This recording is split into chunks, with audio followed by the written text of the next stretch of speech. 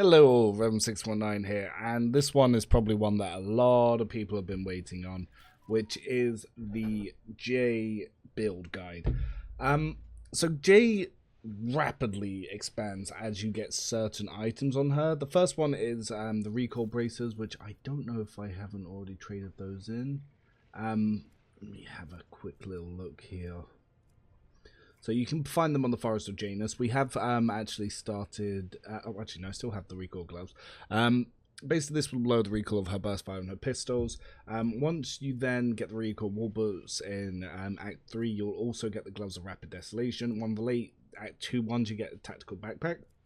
This will allow weapons like their Devil Pistol to have the rate of fire of 10 and the anti-vehicle revolver to have a rate of fire of 5. Yeah, this makes Jay very deadly when it comes to doing damage as a as an officer. She's an officer master tactician, which you can use to generate a lot of resolve as well as damage from press the advantage. But ideally, she's a buffer. Before, I used to have her have portive manipulator so she could reload a lot. But later games you don't need it, so you can pick up the Commander's Chrono, because you're going to be building stacks with Daredevil Pistol, and you don't really need to reload.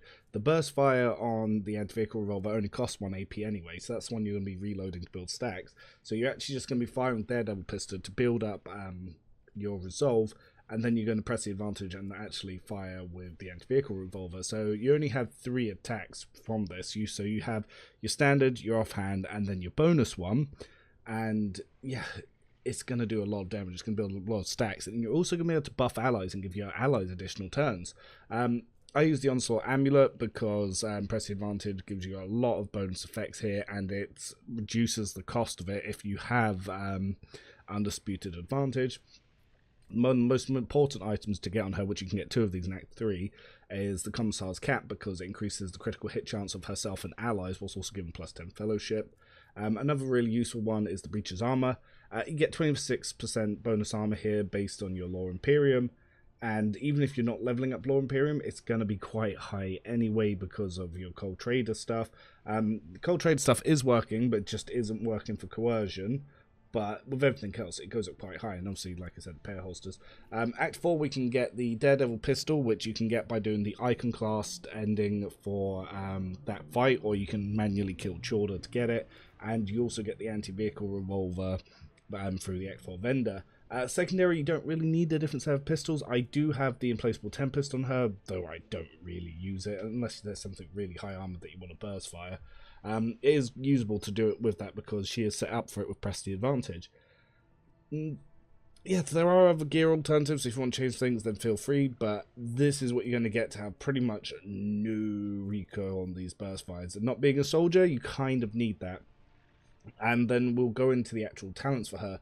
But Jay, because she can't run and gun, you'll want to get her into a position she can build up a lot of stacks either for herself or for allies, and then she can pass on buffs to them that way, or buff herself secondary after allies using further. And yeah, you can do a lot of damage, you can do a lot of buffing, and you can do a lot of supporting. So Jay really is the Jay of all trades. So we're going to go in and we're going to look at the level ups here to see how we get there. But she's a very useful person you can have for skill checks on the team, and she can replace just about any role, but later. Obviously, her cold trade stuff doesn't come in until you get your rep much higher, so it's not like she's going to be a skill monkey the whole game, but she will come into her own in Act 4. Early on, before we go into looking at her early game stuff, you can use stuff like the Hotshot Las Pistol and the Quickfire Las Pistol. Yeah, very useful. Same with the Improved Shuriken Pistol and Modified Splinter Pistol and other variants like that. Yeah, you do get, obviously, the improved, you get the upgraded.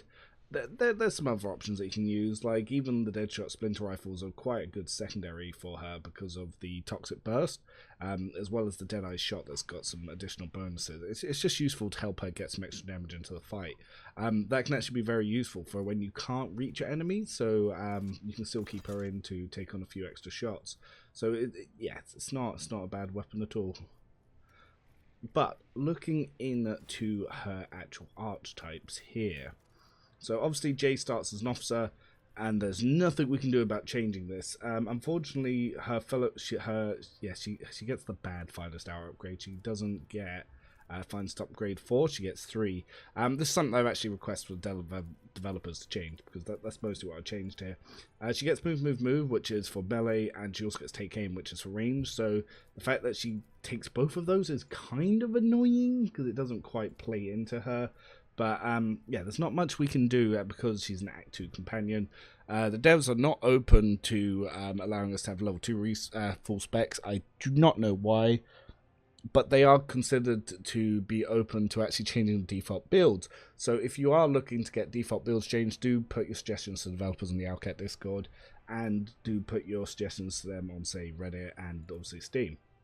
However, when it actually comes to Jay, because she can deal good damage, I like to go into Master Tactician. Grand Stretch just feels like a waste on her. We want to get Linchpin as quickly as possible, because Linchpin will allow us to buff up and build momentum on our allies. But yeah, you get 1 resolve for every 5 stacks, so you can quickly build up resolve and make her a little resolve generating battery here. So it's quite useful to have that on her. I then pick up Reliance. Obviously it's the upgrade to Linchpin. We focus on some ballistic score early on. We get Joint Offensive, so the Master gains 1 stack tactical advantage for every hit scored on enemies. So yeah, when she's shooting, she builds that up. We then get Inspire, which is the damage buff, which we can get from our tactical advantage stacks. Unwavering Motivation, again, the upgrade to it. My J, I went to Law Imperium, but you can also go into Commerce or even Coercion or any of the fellowships, because it depends what you need in your party at the time. You can even be going into Tech use if you want to replace Pascal. I take Grenadier. It ups her stuff and helps her support better.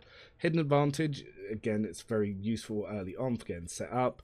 Orchestrated Firestorm, I take upgrade 2 first. Against all odds, again, it helps by getting us these additional stacks. We then pick up Further. Further will basically allow us to take damage to increase our stacks, which we can then use for Linchpin and Inspire. I tend not to go into Strong Point. If you want to do that in Exemplar levels, that's entirely up to you. Door to Victory, critical hit scored by the Master Tactician grants them momentum equal to Resolve divided by 2. As you're generating Resolve, this will allow you to get to Finest Hour very quickly. We get some Agility, we get some Coercion, and then we go to stacking the deck. Whenever the Master Tactician spends Tactical Advantage, stacks and abilities, the critical damage dealt by the Master Tactician increases by 1% for every stack spent until the end of the turn. Yeah, this is going to be really helpful if you're trying to build her up to get ready to do Press the Advantage. Ready to serve as well when the Imperial character is affected by an ally's non-damaging ability or affects an ally with an ability. Their resolve is increased by a fellowship for 1 round. So yeah, fellowship divided by 2. Very, very useful, especially for when you're trying to get to that. And then the Orchestrated Firestorm 3. So quickly moving along into the Exemplar levels, because you will be using a lot of AP and a lot of buffs, I like to get Egoth Battle before Firebrand on Jay, but you can get Firebrand first if you want to get that first. I then get Focus, so when the officer uses an ability, an ally, so we can buff their perception and ballistic skill. It's useful for everyone. We then get some more Law Imperium. I take Logistical Superiority here, which is, whenever we reload, we get stacks onto here with Tactical Advantage. Because you will be reloading for 1 AP quite a bit, and early game 0 AP, it's very useful for building some stuff. I take Character Training Perception, and I get Air of Authority. This is probably one of the most important officer abilities. The fact that you don't starve it kind of makes her build annoying. But yeah, you increase the allies' resolve by 6 until the end of combat, and they also get an additional action point on their next turn if they are under the effects of voice.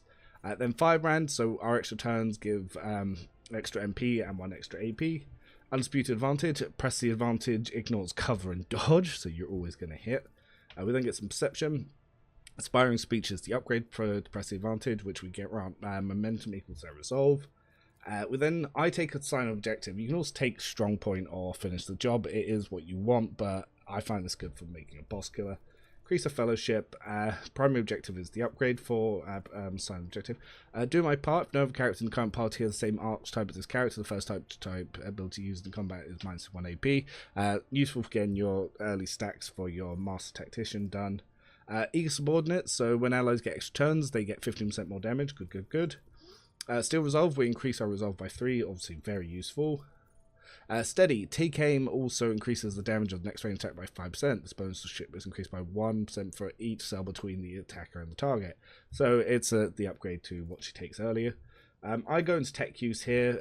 Wheels pick up in the hero's footsteps. Whenever the Master Tactician ally uses a heroic act, the Master Tactician gets 5 fellowship, which increases their crit chance, by the way. And yes, they get more toughness if it's a desperate measure. I tend not to use that side of it too much. More bliss skill, more tech use. Then get attention. After an ally takes an extra turn provided by the character, the ally gains 7% armor, 7% dodge, and +3 movement points at the end of combat. It does not stack, but it's useful after using Bring It Down. Decisive response. Whenever the officer uses Voice of Command to bring it down for the first time in combat, this ability costs 1 AP less. Super useful. Support the advance at the beginning of the Master Tactician's turn. If their momentum is higher than 125, the first burst attack area attack used by the Master Tactician costs 1 AP less. So that means that, not on Daredevil pistol, but on your anti-vehicle pistol, your first shot can be free. Then we get Be Vigilant. So we increase our, when we give our officer abilities to allies, we increase their weapon skill by 13. And attacks opportunity deal fellowship more damage. That side we don't use too much. I kind of take this later because it's not as useful, but still pretty useful. Take It Will Not Die, and then get back in the fight. This is actually really, really good because you can remove negative stats effects from allies, and you can also remove wounds. It also gives temporary wounds, and by that I meant injuries. Agility. We then get Degraded Defense, and then Wounds of No Excuse, which is we remove injuries. This was the upgrade that we was talking about before, and it also heals wounds. Yeah, it's pretty useful. It just helps also build temp HP for allies, so no, it's pretty nice. And then we get AP increase. And that's the build. It's fairly straightforward. You go in, you shoot, you buff, you give turns, shoot some more, and then you give heroic actions. Yeah, no, that's what it is. Jay's pretty straightforward. There are some build alternatives. I know some people are looking to do Jay with like shotguns and stuff, so there are interesting options. She was originally a soldier. If she was a pure soldier, she'd be way stronger with that.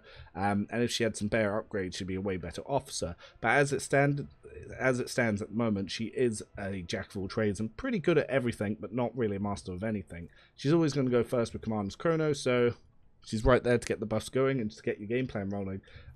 Yeah, just having her in the pie will help trivialize all the encounters, because even if she can't solo it herself, she'll do enough to help you do it with the rest of your team, which makes her one of the top tier companions.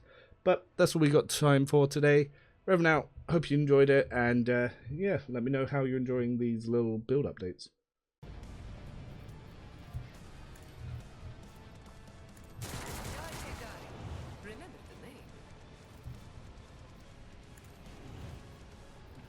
Tell me, and it is done. I can do that with the right incentive. I want a medal for that one.